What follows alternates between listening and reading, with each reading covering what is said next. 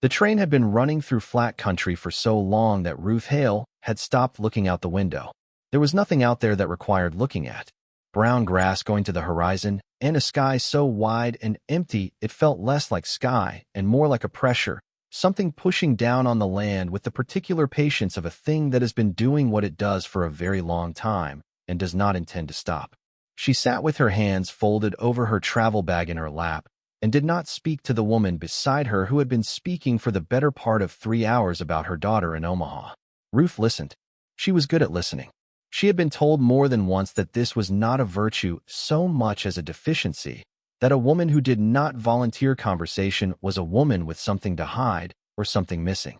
She had stopped arguing the point somewhere around her 28th year, when it became clear that the people saying it were not interested in being persuaded otherwise. She was 34 now. Brown hair with a thread of gray at the left temple that she did not try to conceal. A face that was not unkind to look at, but would not stop a room.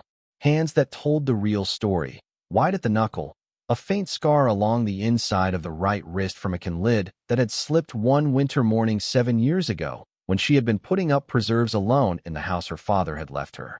She had kept that house for 11 years after he died. She had kept it and managed it and cooked in it, and finally let it go when the bank had made clear in a way that left no room for argument that the note was past managing.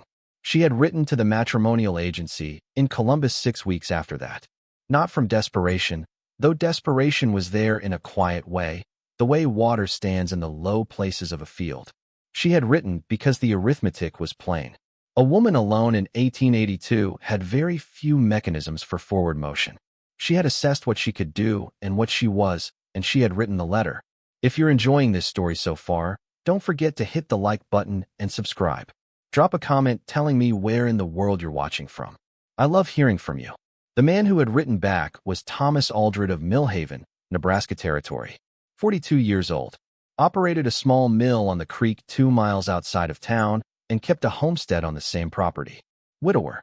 One letter exchanged before he sent the train fare, which Ruth had taken to mean either that he was a man of swift decisions or a man who did not put much stock in the process. His letter had been 12 sentences long. Hers had been 9. Neither of them had mentioned beauty or charm or anything beyond the practical, which suited Ruth well enough. The agency had warned her, in the way agencies warn, without quite saying the thing plainly. The previous woman who had agreed to go to Millhaven had changed her mind in the final week. There had been another before that who had written twice and then gone silent. Thomas Aldred, the agency's letter suggested with careful understatement, was a man whose circumstances were not for everyone. The town was small. The work was considerable. He was known to be, the letter said, a person of few social graces.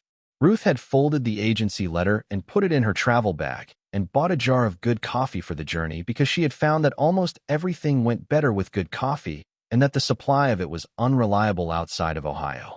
The train pulled into Millhaven at 4:30 on a Thursday afternoon in the first week of October.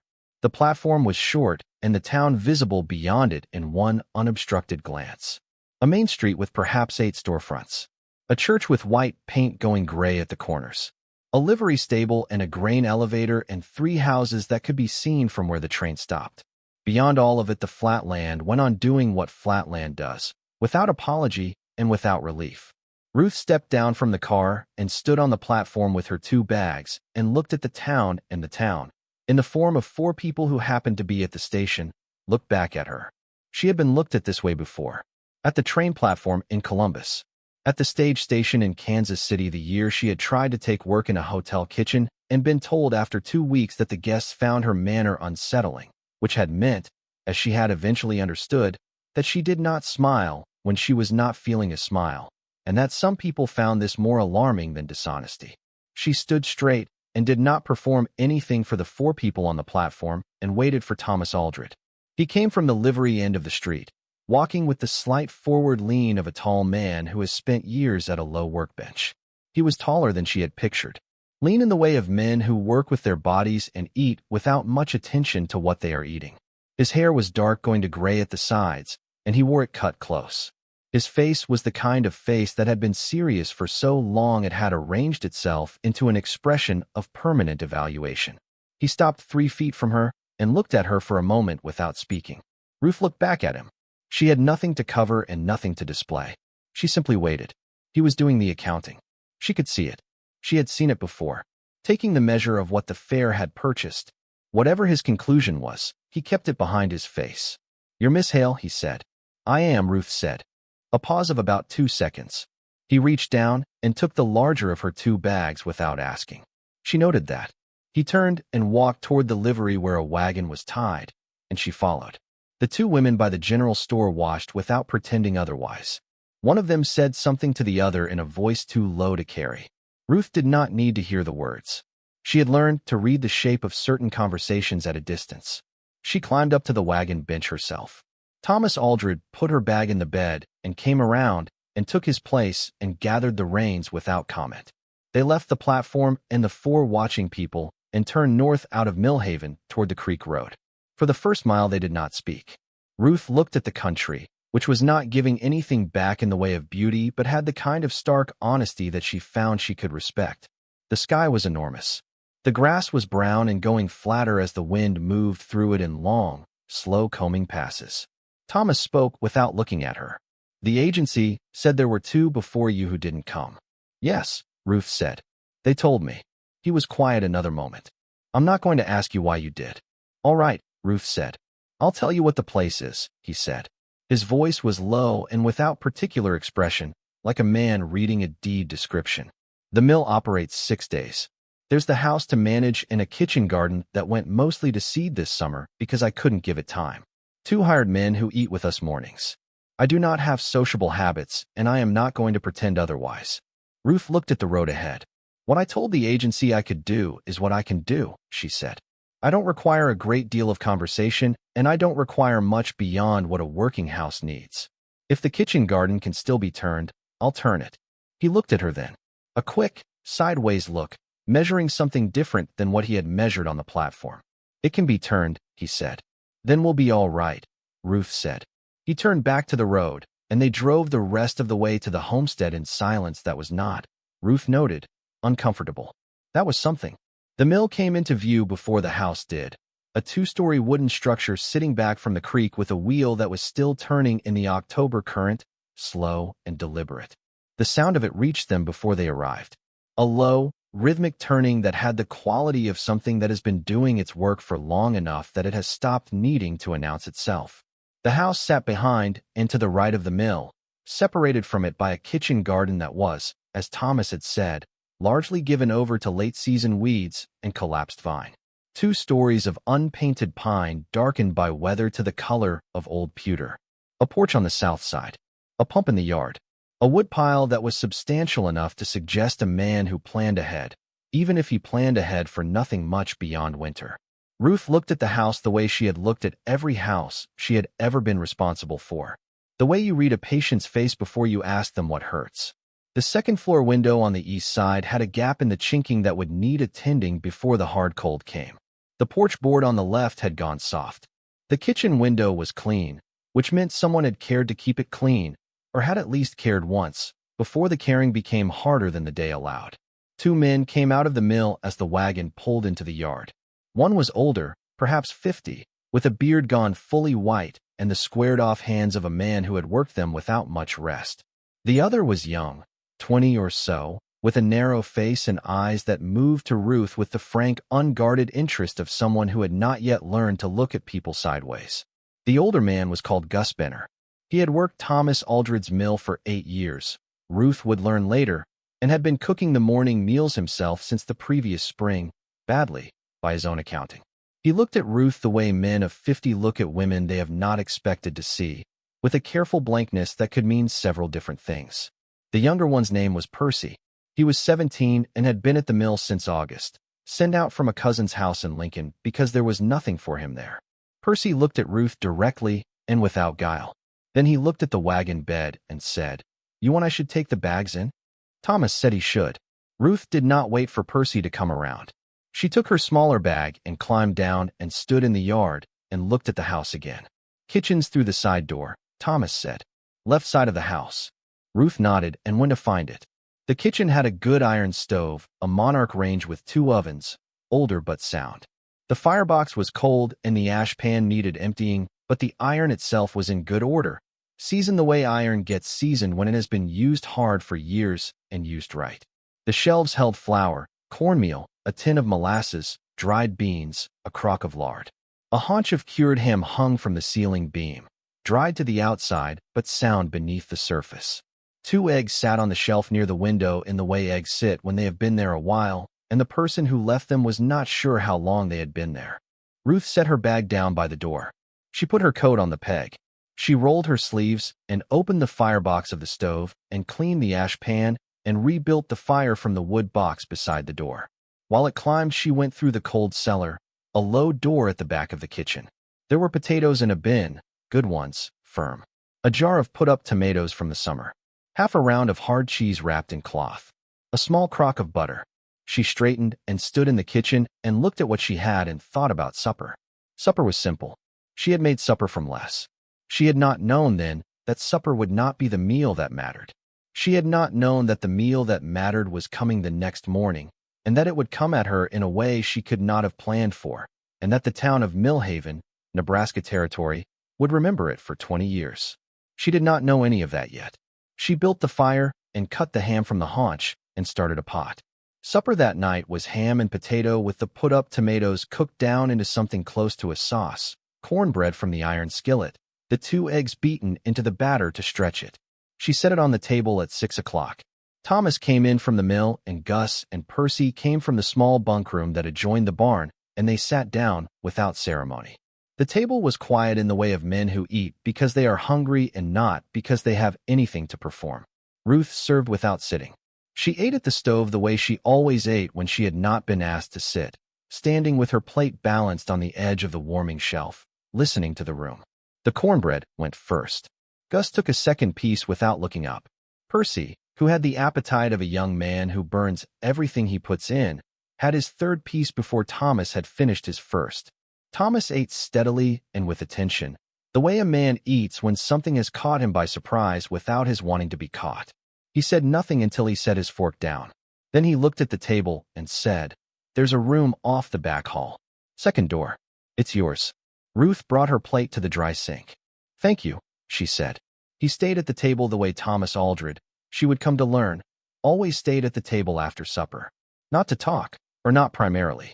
Just to be in the kitchen in the way of a man who works in a cold building all day and has found that the kitchen is the only warm place he allows himself without embarrassment.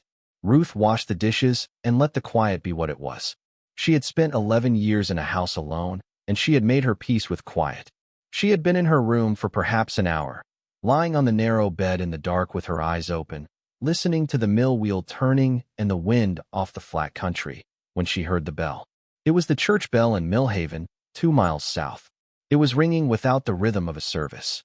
It was ringing the way bells ring when they are trying to say something that words cannot get ahead of fast enough. She heard Thomas's boots on the stairs. She heard him cross the main room and the door open. She got up. By the time she was dressed and at the kitchen door, he was already at the yard gate, saddling the bay horse at the rail. In the south, the sky over Millhaven had gone the color of a coal that is past its brightest and beginning to settle into a steady orange burn. Not a big fire, but a real one. "The livery," Thomas said without turning around. "Or near it. Go back inside, Miss Hale."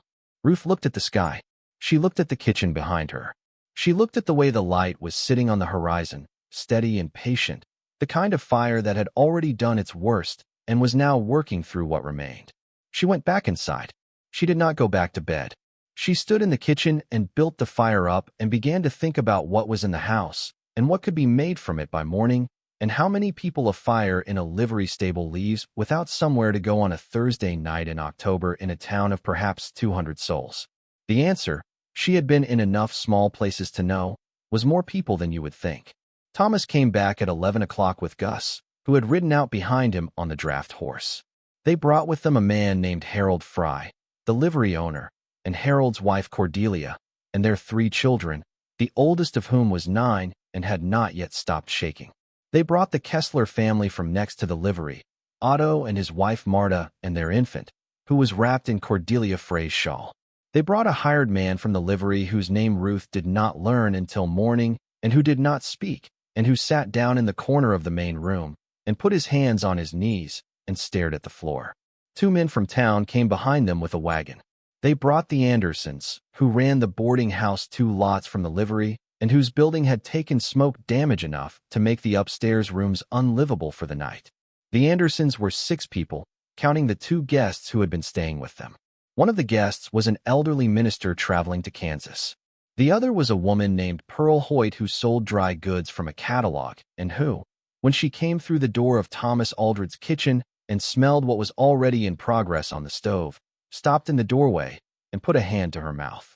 By midnight, there were 19 people in Thomas Aldred's homestead. By midnight, there were 22. The night was cold, and the smell of smoke had carried far enough on the October wind that others had followed it to find out what had happened, and finding out had ended up where everyone ends up when there is nowhere else obvious to go. Thomas stood in the kitchen doorway looking at his house full of people with the expression of a man whose planning had not extended to this. He looked at Ruth. She was at the stove. She had been at the stove since 11 o'clock, and she had not stopped. The ham haunch was in the biggest pot she had found, covered in water and starting to give. She had the potatoes going in the other pot, enough to stretch. The flour bin was open, and she was working biscuit dough with the heel of her hand in the way she had worked biscuit dough since she was 12 years old, when her mother had put her hands on the dough and said, "Press and fold and press, not pummel," and she had learned what her mother's hands meant and had not forgotten. She had sent Percy to the root cellar 3 times. She had sent Gus to the barn to find out if there was corn in the grain bin that could be used for mush. There was. She had found a second crock of lard behind the first one and a half-full sack of dried beans that were going to have to wait for tomorrow because there was not time tonight, but that she had put to soak in the morning pot because tomorrow was coming and tomorrow's needs were not less than tonight's. Thomas looked at her for a long moment. He looked at the people settling into every available chair and floor space in his main room, and he looked back at her. "What do you need?" he said. She told him. He went and got it. If you're hooked on this story, make sure to subscribe and turn on notifications so you never miss an upload. Your support means everything and helps me bring you more emotional stories like this one. By 5 in the morning, everyone in the house had eaten something warm. The children were asleep in the back room. The Fry children and the Kessler baby and 2 of the Anderson children arranged on the 2 beds and the floor with coats and blankets gathered from every room in the house. The adults had eaten in shifts because the table seated 8, and there were 22 people, and some of them needed to eat before they could sleep, and some of them needed to sleep before they could eat. Ruth did not sleep. There was no point in sleeping when morning was that close, and morning was going to require more than the night had. She cleaned as she went, the way she had always cleaned, so that each thing done made room for the next thing, and the kitchen never became the disaster it could have become with that many people cycling through it in the dark hours. At 6 o'clock, she built the fire to its full height and started breakfast. This was the part that people would talk about later, not the night of it, which had been emergency and necessity and the kind of improvisation that the frontier makes ordinary. The part they would talk about was the morning, when the light came through the kitchen window at its flat October angle and found Ruth Hale at that monarch stove in Thomas Aldred's kitchen, cooking breakfast for 22 people from what was left. What was left was not much, and it was enough. The ham bone with its remaining meat went into the broth pot. The potatoes she had held back from the night came out, sliced thin and fried in the iron skillet in 3 rounds because she could only do so many at a time. The biscuits she had started at 4 in the morning were coming out of the oven 2 pans at a time. She had found a jar of apple butter on the back shelf of the cold cellar that she had not seen the night before, behind a box of rusted tools, and she set it on the table open with a spoon in it, and watched the first round of children come to the table and spread it on the biscuits with the focused intensity of people discovering that the world is still going to feed them. She had made corn porridge for the baby. Marta Kessler came to the kitchen for it and stood in the doorway watching Ruth work, and after a moment she said, in her accented English, she was from Bavaria and had been in Nebraska 7 years. "You are the new wife of Mr. Aldred?" She said it the way you would say a piece of information you were not quite certain was accurate. "Not yet," Ruth said. She was turning biscuits out onto the board. "We only arrived yesterday." Marta Kessler was quiet a moment. Then she said, "Yesterday." "Yes," Ruth said. Another silence. Marta looked at the kitchen, at the 2 pots on the stove, at the rows of biscuits on the board, at the apple butter jar on the table where a 9-year-old was currently trying to reach it with a knife 3 inches too short. Ruth took the knife from her hand without looking up, replaced it with a proper one from the drawer, and went back to the stove. "Yesterday," Marta Kessler said again, softer. She took the pot of corn porridge and went back to her baby. The minister, the elderly man from Kansas whose name was Reverend Hollis, came to the kitchen at 6:30 with his hat in his hands. He was a small, white-haired man with the look of someone who had been carrying the weight of other people's sorrows for so long that his spine had learned to compensate. He stood at the kitchen door and looked at what was happening in that room. "Young woman," he said. Ruth looked up from the skillet. "I would like," he said, choosing his words with the care of a man who has learned that words, like tools, can do harm if applied carelessly, "to say a blessing over this meal."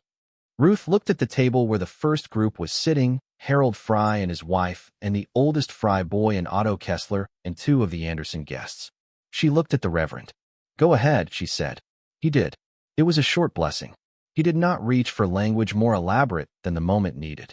He thanked God for the food and for the hands that had made it, and for the generosity of the house that had received them. And he said amen, and sat down at the table and ate 2 biscuits with apple butter and a bowl of broth with the ham in it. And he did not say another word during the meal, but when he was done, he looked at his hands on the table for a moment, and then he looked at Ruth at the stove, and he nodded once. The way people nod when the words available are not equal to the occasion. Thomas appeared in the kitchen at 7. He had been up for hours, Ruth knew, managing the sleeping arrangements and the horses and the practical machinery of 22 people in a house built for 2. He came to the stove and stood beside her and looked at the table, which was on its second rotation now, the Fry children replaced by the hired man and 2 of the Anderson party. "What can I do?" he said. Not a question. He had said it that way the night before when he had asked the same thing, without the inflection of a question, because he meant it as a statement of available labor, not a courtesy. "There's more wood needed," Ruth said. "And the porridge wants someone to stir it while I take the biscuits out." He stirred the porridge. She took the biscuits out. Nobody said anything remarkable about this, but Pearl Hoyt, the dry goods woman, was standing in the kitchen doorway watching, and she later said to Cordelia Fry that the thing that had stayed with her was not the food, remarkable as the food was, but the way Thomas Aldred had stood at that stove with a wooden spoon and stirred without a word, the way a man stands at a task he has decided is his task. By 8 o'clock in the morning, everyone had eaten. Ruth cleaned the kitchen. She cleaned it the way she cleaned everything, methodically and without performing effort, putting each thing back where it belonged or where it ought to belong if it had no established place. The fire she banked rather than let out, because there would be more needed before the day was over, and it was easier to keep a fire than to build one. At 8:30 the Frays left to go back into town and assess what remained of the livery. The Kesslers went with them. The Anderson guests, the minister and Pearl Hoyt, stayed through the morning to wait on word of the boarding house, and the 2 Anderson adults went back ahead to see what could be salvaged. Percy took the hired man out to help with the horses that had been brought from the livery and were standing in the paddock with the mild puzzlement of horses who have spent the night somewhere unexpected. The house went quiet in the way houses go quiet after great sudden occupation. The particular silence of rooms that have held many people and now hold few. Thomas came back to the kitchen. He stood in the doorway and looked at the clean stove and the washed dishes drying at the rack and the floor that Ruth had swept while the last of the guests were still pulling their coats on. He stood there long enough that Ruth turned to look at him. "I need to tell you something," he said. Ruth waited. "I've had 2 women back out before you came," he said. He said it the way he said everything, without inflection, the way a man lays a thing on a table to be looked at. First one wrote for a month and then went quiet. Second one got as far as Columbus and wrote from there to say the agency had given her the wrong impression of the place. "I'm not going to tell you she was wrong." Ruth looked at him. She looked at the kitchen she had cleaned and the fire she had banked and the apple butter jar on the shelf that still had some left. "The agency told me about the 2 before me," she said. "I know it. I came anyway," she said. "I know that too." He was quiet a moment. He looked at the floor, the way men look at floors when they are working out how to say the thing they have already decided to say. "What I want to say is that what you did last night. And this morning." He stopped. "Tried again. I wouldn't have known how to do that. Any of it." Ruth looked at him. He was not a man who said things because they made a good impression. She had known that since the wagon road, when he had given her the accounting of the place without softening. A man who speaks plain to someone he doesn't know, yet is usually a man who has found that softening things costs more than it saves. You did the stirring, she said. Something happened in his face. Not quite a smile. Something before a smile. The expression that comes when a person has been prepared for one outcome and something else has arrived instead. I did the stirring, he said. The day moved forward the way days do. Ruth went out to the kitchen garden in the afternoon because she had said the day before that she would see whether it could be turned, and she was not in the habit of saying things she did not mean. The garden was worse than she had thought. The tomato vine collapsed and dried to the stake, the squash gone to a hollow orange shell on the withered ground. But the soil was good underneath, dark and friable, the kind of soil that forgives neglect if you come back to it before too long. She found a spade in the lean-to shed and began at the near edge. She had been at it perhaps an hour when Percy appeared with another spade. He did not say anything. He just started on the row next to hers. Ruth did not say anything either. They worked in parallel, while the October sun went low and flat over the creek and the mill wheel turned, and the smell of water and cold earth and cut vegetation rose around them. At one point Percy said, "That was a good breakfast." "Thank you," Ruth said. "Gus can't cook," Percy said. "Not really. He makes things that keep you alive, but not things that make you want to be alive. If you know what I mean." Ruth pressed the spade into the ground. "I know what you mean," she said. They turned over 2 more rows before the light went. The word had spread through Millhaven the way words spread through small towns, which is to say completely, and by mechanisms that bear no relationship to either speed or accuracy in their early stages. What the town knew by the morning after the fire was a partial and assembled truth, the way a mosaic looks from too close. What it knew was that Thomas Aldred's new wife, who had arrived on the Thursday train and been remarked upon at the station with something less than enthusiasm, had spent the night feeding 22 displaced people from whatever happened to be in the house, and that by morning there had been hot biscuits and broth and apple butter and porridge for an infant, and that Reverend Hollis, who was not a man given to easy impressions, had blessed the table and meant it. Clara Reese, who ran the general store with her husband and who was the closest thing Millhaven had to a central exchange of social information, put it to her neighbor Margaret on the Friday morning. She'd been there one night, Clara said. One night, and she fed half the town. She said it with a particular emphasis, the kind of emphasis that means the story is already becoming the kind of story that will be told the same way for a long time. Cordelia Fry came to the homestead on Saturday with a jar of her own preserves and a length of good muslin, because that was the way you thanked a person in that country, and at that time for something that a spoken thank you was not sufficient to address. She stood at the kitchen door and waited while Ruth came from the garden. "You didn't have to do all of that," Cordelia said. Ruth looked at the jar and the muslin. "There were people who needed to eat," she said. Cordelia looked at her for a moment. She was a woman in her mid-40s with the direct gaze of someone who had not had much time in her life for anything except what was real. "Harold said you were quiet," Cordelia said. "He said on the wagon coming out that night that the man's new wife had seemed quiet." "I am quiet," Ruth said. Cordelia considered this. "The minister asked about you," she said, "before he left for Kansas. He asked Thomas who you were." She paused. "Thomas told him you had arrived the day before the fire." Reverend Hollis said, "Lord does not waste a placement." Just like that. Lord does not waste a placement. Ruth did not say anything to this. She took the preserves and the muslin and thanked Cordelia and asked after the Fry children, who were staying with a neighbor while the livery was assessed. When Cordelia had gone, Ruth stood in the kitchen for a moment. She looked at the Monarch stove and at the shelf where the apple butter jar still sat.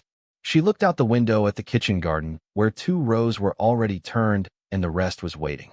She looked at the mill visible through the window, the wheel turning in the creek. She had arrived on Thursday with 2 bags and a jar of coffee she had mostly finished on the train. She had been here 3 days. 3 days was not enough to know a place. It was barely enough to know where the spades were kept. But she had a sense, standing in that kitchen in the flat Saturday light, of a particular quality she associated with ground that has been prepared. The way turned soil looks in the fall, open and expectant, cold and ready. She had pressed seed into enough soil to know that what the ground looked like in October was not what it would look like in May. That was the nature of turned ground. She put the preserves on the shelf and went back to the garden. The weeks that followed arranged themselves. Ruth learned the mill's schedule, the hours and rhythms of it, the way the work came in waves according to the harvest season, and the way Thomas moved through the day in a pattern as established as the wheel in the creek. She learned that Gus had a bad knee that he would not discuss, and that Percy had a younger sister in Lincoln to whom he sent the greater part of his wages, a fact she had learned not from Percy but from Gus, who told it without any apparent intention of sentiment. She learned that Thomas Aldred woke at 4:30 and did not speak for the first hour he was awake, and that this was not unfriendliness but the simple structure of a man who had organized his interior life around silence the way other men organize theirs around noise. She learned that he took his coffee black and very strong, and that if the coffee was right he set the cup down without comment, but if it was not he set it down in a slightly different way, a fraction slower, that told her as clearly as a spoken word. She learned these things the way you learn the particular geography of a kitchen you are working in every day. Not by being taught, by attending. Thomas did not stay at the table every night. Some nights, he went directly to his account books after supper, which were kept in the small room off the main room that he called the office, a word that gave somewhat too much grandeur to a space that held a desk and 3 shelves and a lamp that smoked if you turned the wick too high. But some nights he stayed, and when he stayed, they talked, or they occupied the same kitchen in the particular way of people who have discovered that the other person's silence is not an accusation. He told her about the mill. Sometimes, in the spare, measured way he told everything. He had bought it 8 years before from a man who was leaving the territory. He had rebuilt the wheel in the 3rd year when the original gave out. He told her about the winter of '78 when the creek froze solid for 6 weeks and the mill had sat idle, and what that had cost him, not with complaint, but with the tone of a person accounting for events that have been absorbed and built upon.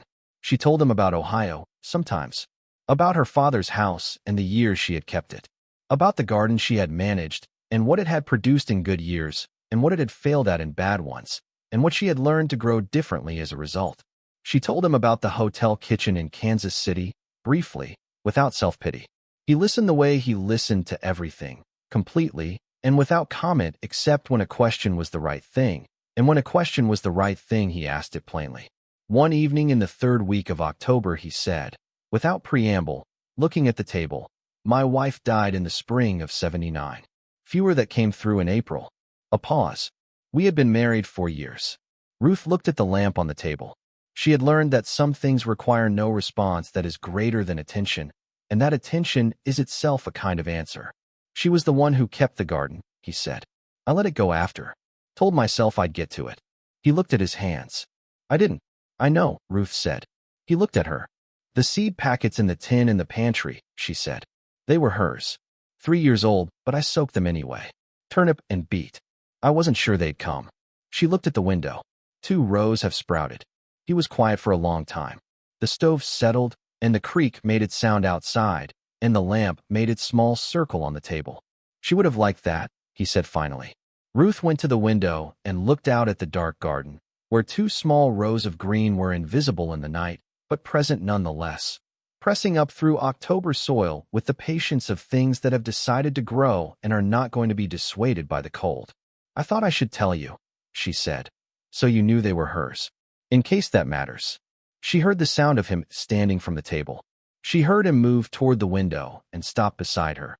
Not close, but near, the way 2 people stand when they have run out of the distance that was protecting them from something and have decided, without announcing it, to stop retreating. It matters, he said.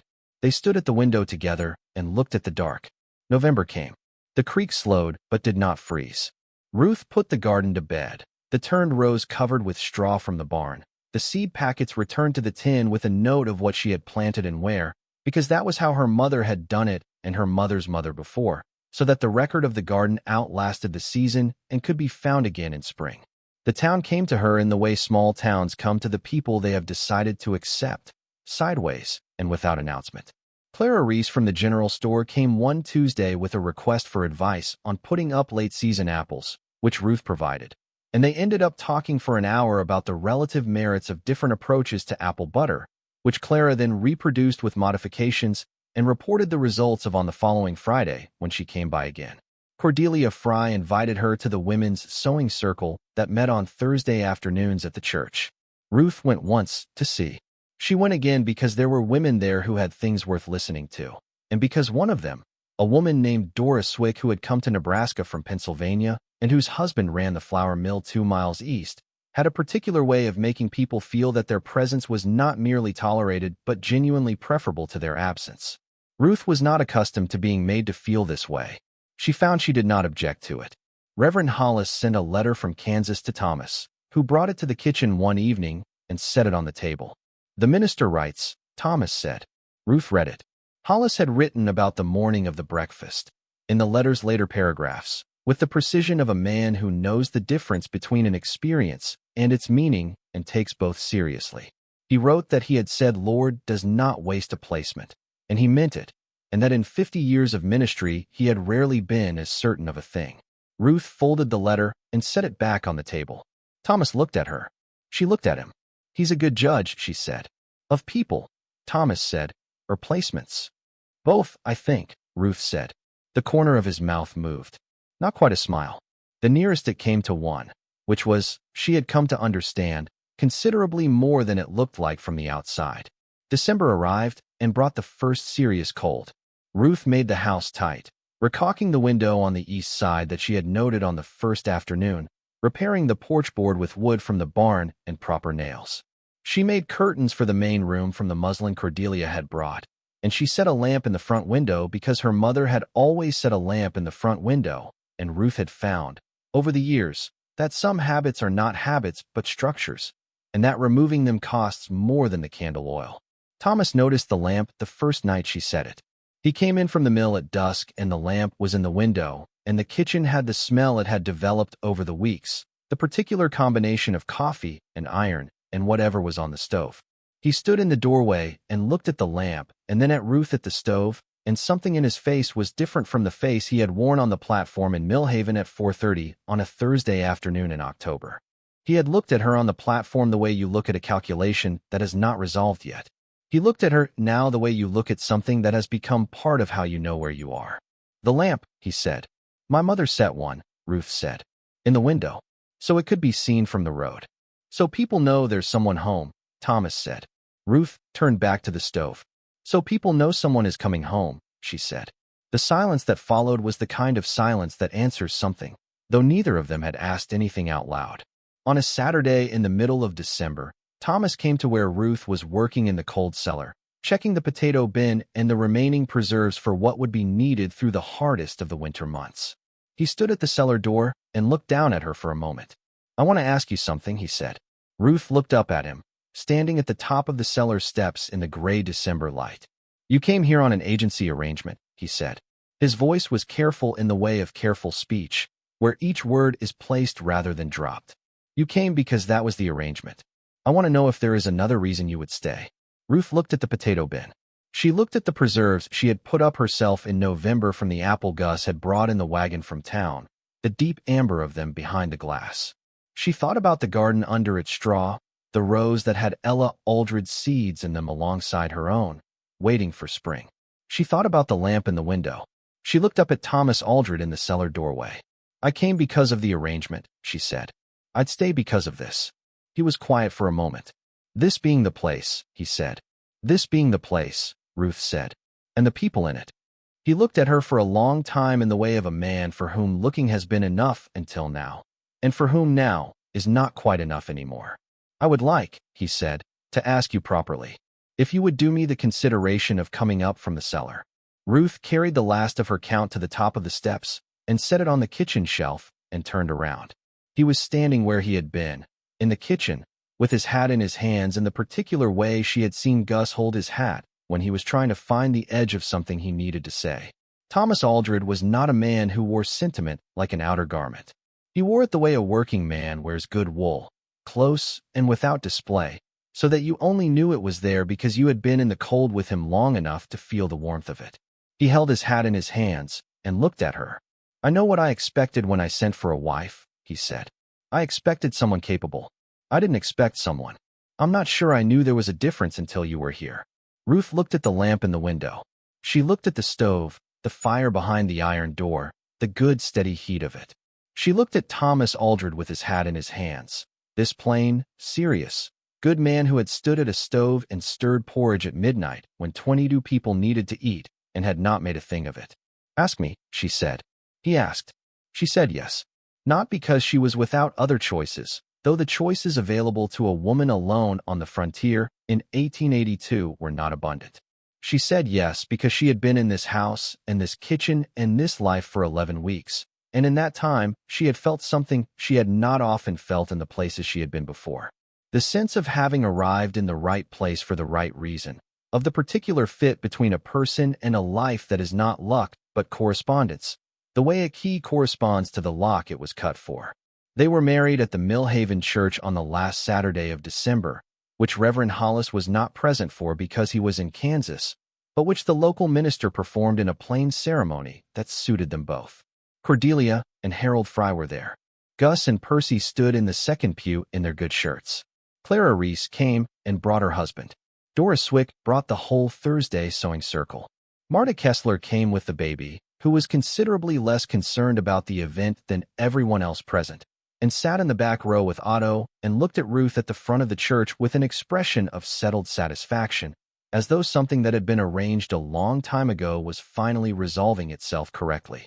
Ruth wore her good dark dress, the one she had brought in the travel bag, and she carried a small bunch of dried lavender that Dora had tied with a piece of ribbon. She stood at the front of the church and looked at Thomas beside her and thought about the train and the flat country and the wide empty sky and the platform and the way he had looked at her the first time, calculating. He was not calculating now. He was standing straight and looking at her with the same attention he brought to everything he had decided was worth attending to, which was, she had come to learn, the deepest form of respect he knew how to offer. She took his hand, and they faced the minister. The winter that followed was long and cold in the way Nebraska winters are, without apology. The creek froze in January, and the mill sat idle, and the days were short, and the work was the particular interior work of a cold season, mending and preserving and managing the heat. Ruth found that this suited her. The winter house, enclosed and purposeful, was a kind of kitchen in itself, a contained space where the work of one day produced what the next day needed. Thomas was in the office most mornings with his account books. But most mornings, before the books, he sat at the kitchen table with his coffee and the particular silence of the first hour after 4:30. Ruth moved through the kitchen in the early dark, starting the fire and the coffee and the porridge for the day, and he sat and did not speak, and she did not speak, and the house went about its work around them with the ease of a place that has been properly organized. One morning in February he said, without looking up from his coffee, "You were right about the seed." Ruth was at the breadboard. "Which seed?" "Ella's turnip." "And the beet?" He looked at his cup. "I didn't think you'd get anything from packets that old." "They wanted to grow," Ruth said. She pressed the bread dough and folded. "Sometimes that's enough." She heard him set the cup down in the way that meant the coffee was exactly right. By spring the turnip and beet were well up, long lines of green running through the kitchen garden in the order Ruth had put them, her rows alongside the others that had been planted from Ella Aldred's packets. The squash were in the south corner where there was the most sun. The potatoes were in the long row at the back. Ruth added her own herbs along the east fence because there had been no herbs the year before, and herbs made the difference in a kitchen between food and something worth eating. She showed Thomas the beet row one April evening when the light was still good, and they walked the garden together, a thing they had come to do in the late afternoon when the mill was quiet and the day's work was done enough to allow it. She pointed to the row with the long thinning shoots coming up, green and sturdy. "Ella's," she said. Thomas looked at the row for a long time. He reached down and touched the edge of a leaf with one finger, the light, careful touch of a man handling something that can be damaged. "Thank you," he said. He did not say for what. He did not need to. In May, Marta Kessler's second child was born, and Ruth brought the breakfast basket that the women of Millhaven brought to new mothers, bread and eggs, and a good piece of cured ham, and one of her best jars of apple butter. Marta received it in bed and looked at Ruth and said, in her careful English, "The morning of the fire. I think about that morning still." "I think about it too," Ruth said. "That you had been there one night," Marta said. "One night only. And you did all of that." Ruth sat in the chair by the bed with the Kessler baby in her arms, the older one, 14 months old now and interested in the buttons of Ruth's coat. She looked at the child's face, the absolute present tense quality of a child that age, unaware of the past and unworried about the future, operating entirely in the fact of this moment. I knew how to cook, Ruth said.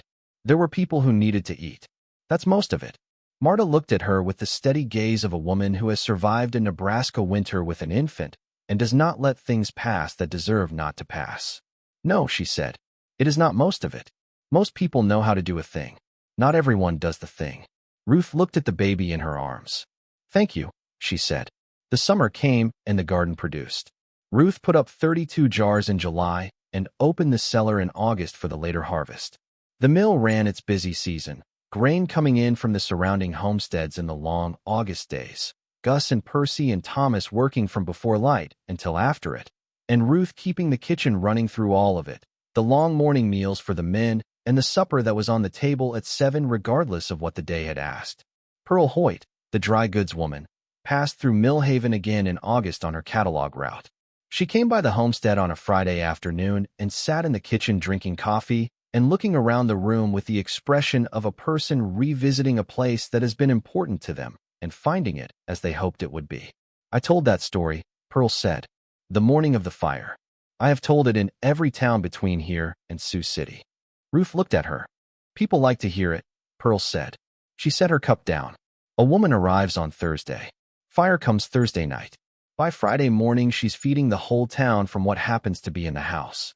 People like to hear it because it is the kind of story that reminds them that there is still something reliable in the world, that some things work the way they are supposed to work. Ruth looked at the Monarch stove, the iron surface she blacked every Monday, the grate she had replaced in November when the old ones had cracked. She looked at the breadboard and the flour tin and the window over the dry sink where the light came in at the same angle it had come in on that first October morning. I just cooked, Ruth said. Pearl shook her head. You were there one night, she said. That is the part people can't let go of. That you'd been there one night. That was the part that became the story. The part that moved through Millhaven and past Millhaven and into the broader account of that country in that time. That Thomas Aldred had sent for a bride who arrived on Thursday and cooked one breakfast on Friday that fed 22 people, and that the town had never quite got over it. They would tell it for 20 years, the way Pearl Hoyt had told it across 3 states. They would tell it when the Fry children were grown and had children of their own. They would tell it when Percy went back to Lincoln finally, at 24, and came back 3 years later with a wife and a plan to build a house 2 miles west, and when he said he came back to Millhaven because of the place and the people in it. They would tell it when Gus retired his bad knee at 57 and moved to his daughter's house in Omaha, and said, at the going-away supper that Ruth cooked in the homestead kitchen with half of Millhaven crowded into the main room and spilling into the yard, that he had sent for a woman of capable disposition, and what had arrived was something considerably more necessary. They would tell it at Ruth and Thomas's 25th anniversary, when their son James, who was 22 and working the mill as Thomas had worked it, asked his mother how she had known the night of the fire what to do, how she had known to get up and go to the kitchen when the bell rang. Ruth was standing at the kitchen window when he asked, the same window she had stood at on the night of the fire, looking at the orange light on the southern horizon. The garden outside was in its summer fullness, the beet row and the turnip row and Ruth's herbs along the east fence, all of it producing the way a good garden produces when it has been attended year after year with patience and without drama. She thought about the train and the flat country and the wide sky pressing down on the grass. She thought about the platform and the 4 people watching and the way Thomas had looked at her, the accounting, the calculation. She thought about the kitchen, the Monarch stove cold in the October afternoon, the ham in the cellar. She thought about the bell ringing and the orange light in the south and the arithmetic of it, 22 people and whatever was in the house, and the particular certainty that there is always enough if you know what you are doing and you do not stop to worry about whether there is enough. She looked at her son. I knew how to cook, she said. James waited, because he had learned from his parents that the pause in a sentence is sometimes the most important part of it. And I had decided, Ruth said, that wherever I was where I was supposed to be. She turned back to the window. The mill wheel turned in the creek. The garden went about its business in the summer light. Thomas was somewhere in the mill, doing what he did, in the silence he had always carried, the same silence she had matched on the wagon road the first afternoon and had found, in the years since, to be the most honest kind. The lamp was in the window. She had not stopped putting it there. She had come west on an October train with 2 bags and a jar of coffee, and the plain conviction that a woman who knew her own work had no reason to be afraid of an unknown place. She had arrived at a mill on a creek and walked into a cold kitchen and built a fire and made supper, and then stayed up all night and cooked a breakfast that was remembered in 3 states. She had not done any of it to be remembered. She had done it because there were people who needed to eat, and she knew how to feed them, and there was no other sensible course of action. That was the whole of it. And yet Reverend Hollis had said Lord does not waste a placement, and Marta Kessler had said not everyone does the thing, and Pearl Hoyt had traveled across 3 states telling the story of it, and Thomas Aldred, who was not a man given to easy words, had told her one April evening in the garden, looking at the beet row, that he could not remember what the house had felt like before she was in it. The lamp burned in the window. The wheel turned in the creek. The garden grew. A woman who arrives with capable hands and the willingness to use them, who does not require the world to tell her she belongs before she begins to belong, who gets up when the bell rings and goes to the kitchen and builds the fire because that is what needs doing. That woman does not need to be remembered. But she is. The kind of quiet that she carries is not the silence of someone without anything to say. It is the silence of someone who has been saying the real things, the lasting things, in the only language that does not fail, in flour and iron and turn soil and the lamp in the window, the light that can be seen from the road, from wherever a person is coming home from. Ruth Hale Aldred stood at the kitchen window in the summer light, and the house stood around her, and the creek went over the wheel, and the garden grew. The breakfast was a long time ago. The town had never forgotten it. She had not needed them to. Thank you so much for watching until the end. If you love this story, check out the other videos on your screen now. I think you'll really enjoy them. And don't forget to subscribe if you haven't already. See you in the next story.